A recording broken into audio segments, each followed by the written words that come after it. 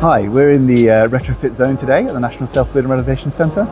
My name's Nick, I'm the Sustainability Manager here, and I'm very pleased to be joined by Tim Martel from the AECB. Welcome, Tim. Thank you very much. Who are the AECB? What does it stand for? What's it all about? The AECB is the Association for Environment Conscious Building, and we are an independent not-for-profit organisation of around 2,000 members. That includes contractors, tradespeople, self-builders, architects, designers, engineers, manufacturers, housing associations, local authorities and academics. And we stand for excellence and best practice in design and construction. Yeah, and may I say, a fantastic organisation that has been really key in helping us develop this exhibit that we're sat in today. So thank you for your support in helping develop the Retrofit Zone. Thank you. Could you tell us a little bit about yourself to start with? Yes, I started off as an architectural technologist about 10 years ago, and I worked a lot in retrofit and passive house design for 10 years, and increasingly worked with the AECB, wrote software for them and did research for them, and for the last 2 years I've been working for them as well. Fantastic, so very well versed. So, digging a little bit deeper then, yeah. CarbonLite is something that people who visit the Retrofit Zone will hear about. Can you tell us a little bit more about what that means? What is CarbonLite and how does it tie in specifically to retrofit? Our CarbonLite Retrofit is largely based on passive house. It uses the same methodology and software, and we reduce the expense and focus more on the reducing the CO2 and the risks. So it involves being insulated and energy efficient, comfortable and healthy, low carbon heating, and being quality assured. And within those, insulated and energy efficient, we reduce the energy consumption of a typical semi-detached house, for example, from about 13,000 kilowatts per year to around 4,000. Wow. And we have a low carbon heating system, which is generally an air source heat pump, and it's quality assured. That means all our certifiers are trained. They are well aware of the retrofit risks, and they address those. They're mainly moisture, but we also look at thermal bridges as well.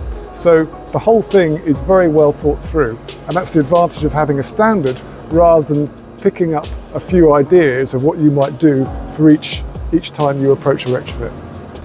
Yeah, okay, so you've touched on what I was going to ask you next there, which is really interesting, which is great. So you talked about the benefits of having a performance-based standard, and you also mentioned a couple there. So you were talking specifically about AECB CarbonLite, but you also referenced passive house. Yes. So why might you go beyond building regs, and why might you choose to actually have an optional target with a performance-based standard?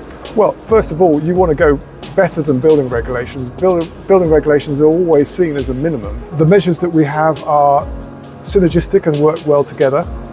And we put a lot of value on air tightness. For air tightness, a typical existing building would lose around 1,800 cubic meters of air per hour, but we reduce that to 2 meters cubed per meter square per hour. So that's more like 360 cubic meters. That's still a lot, but it's a lot better than it was. And it allows us to have a reasonably efficient building, which is comfortable and healthy, doesn't have the drafts that you'd normally have in an existing building, but also that reduced level of leakiness means that you have to have some form of mechanical ventilation. And we add the option of having heat recovery. That's a great benefit as well. So it means that the air that's going out of the building is used to heat the air coming in. So that's to reduce heat loss. It's also to ensure that the most of the air that goes through the ventilation system actually does go through the heat recovery and is used to heat the incoming air. That makes it much more effective. And it's also to reduce interstitial condensation, because whatever air that goes through the fabric is likely to cause condensation. And if you can reduce that, that protects the building fabric.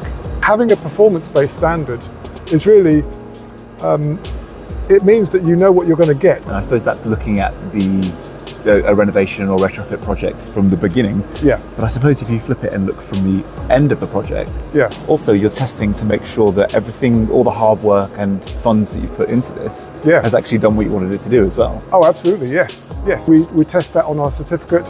All the items on the certificate are actually checked with the against the actual records for the building, and so you don't get the certificate until you've met all those. Fantastic. So we've talked a little bit specifically about CarbonLite there, but we've talked generally about performance-based standards. Yeah. And why you might go above and beyond building regs. Why might you specifically choose AECB CarbonLite as the route to go down? Well, CarbonLite, we are experts in building sustainable and robust buildings. Our solutions are tried and tested. We put more emphasis on being low carbon and lowering the risks. We have special training to make sure our certifiers are well aware of the moisture risks and all the other risks involved in the property, and they have to write a report to make sure that they have addressed all those. One of the really important things for a home is the indoor air quality, and windows aren't really very sufficient for that. We rely a lot on window ventilation. What that generally means is that people don't actually ventilate their rooms as much as the building regulations think they should. Mm-hmm. And even with trickle vents, a lot of fairly modern housing has trickle vents these days. Even with those, it's quite likely that people will close them because they don't have to have them open, and that means you don't get the air quality in the house, and that leads to quite a bit of a rise in CO2. So then you're thinking about the health of the people living in the property, not just thinking about the energy efficiency. It's a well-rounded ecosystem. Oh yeah, healthy buildings. That's one of our main parts of our standard. So with the air quality, it's also about VOCs, because VOCs, you get those released from lots of products, even just carpets, because carpets, sofas, they have to have fireproofing in them, and that reduces a bit of VOCs. And if you're relying on windows for ventilation, it depends very much on how the wind's blowing on that particular day. It might blow all the air back in. And so with mechanical ventilation, at least you get a much more consistent indoor air quality, and that's quite important. Great. So when you talk about CarbonLite being a more flexible standard compared to Passive House, I suppose, it's not necessarily about being an easier standard, or you said it could be cheaper. It could be cheaper. But actually, that flexibility isn't just about making it easier. It's actually also thinking about the conditions, the environment that your home is in, and tailoring it to that. Yeah, definitely. Yeah. If you use a CarbonLite system, then the actual energy it uses is the same whether you're in Devon or whether you're in Scotland. It performs in a predictable way. Our energy target gives a more consistent living environment than, say, LETI or Enefit component method, because they have a standard construction for the whole of the UK. So you wouldn't get a different design like we do. You might have a calculation that's dependent upon the area, like the climate region, like you do in Enefit, but they don't actually necessarily adjust the design because the standard is the same. We have 22 climate regions in the UK, and it is sensible to adjust the insulation fabric of the building according to whether you're in Devon or Scotland. Great. So just thinking about what are some of the things you commonly come across. So in retrofit projects that you work with or that you witness, what are some of the common challenges that you see, and how do you experience AECB CarbonLite being sometimes a way to overcome those? All right, well, one of the first things is that deciding just what to do. If you have a multitude of different possibilities of different measures that you could put in the house, and there are different systems of actually arriving at what you actually do. So, for example, PAS 2035 has an interaction matrix where it suggests things that you shouldn't be putting together, and it allows you to work out what might work well in that house. But really, the options there are so broad, you could arrive at anything based on the carbon cost effectiveness or simple payback. You can arrive at a different solution every time you do it.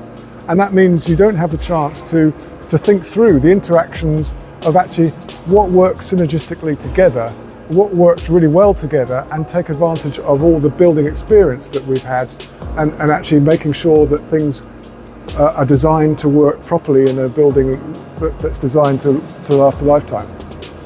Amazing. So I think it's a fantastic system. It's a great way of bringing together the ecosystem of a home and considering the plan of your project. For us here at the NSBRC, for any of our visitors, at some of our shows and some of our workshops, people will be lucky enough to hear sometimes even yourself or other members of the AECB giving presentations as well, which is great. If they want to tap into some of the expertise of yourself, Tim, or anyone else from the AECB, how can they come and engage with you here? I'm coming here for a series of shows. You can come to any of the events and you can come and chat to me then.